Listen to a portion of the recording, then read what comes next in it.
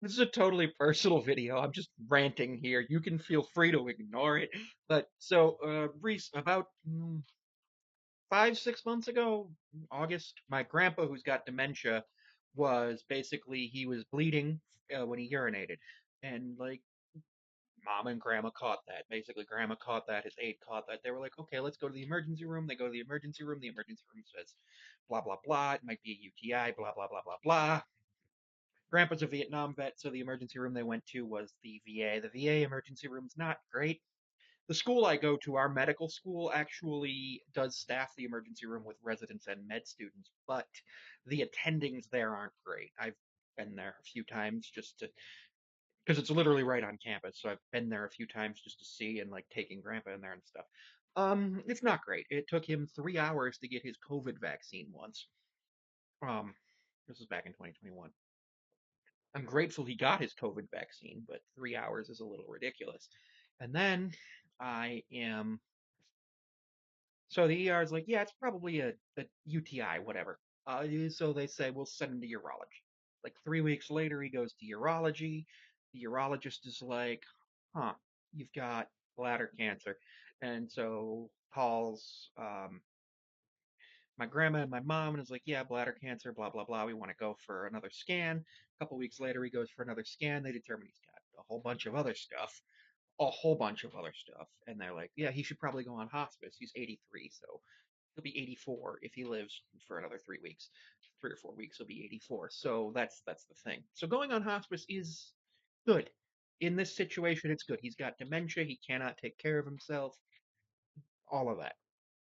But what's not good is that hospice isn't there 100% of the time, and the home health aid companies here don't always send the people that they need to go. So a couple weeks ago, probably 3 weeks ago, me and both of my parents had to go to my grandmother's house to change my grandfather's diaper, which was not fun. It's probably like a week and a half ago actually, because I talked about it in my last therapy session.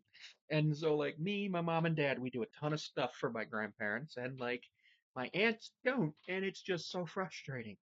And it's just so frustrating to see some of these things.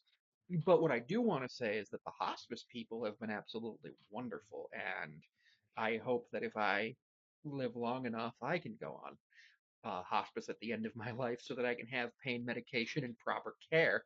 But this is so frustrating. Mm. But the main thing that's really frustrating is I know a lot of people who are work in the healthcare field, either med students because they're my friends. I have a retired RN who's a friend. I have a nurse practitioner who's a friend. And obviously, I go to the doctor all the time. Basically, because like I go through every 3 to 6 months. I go to the doctor, and every 6 months I go to the dentist now. And all of that happens. And all of them have told me if there's blood in the urine, you go to the emergency room. And then a bunch of them have said the first thing we think of when it's blood in the urine is cancer.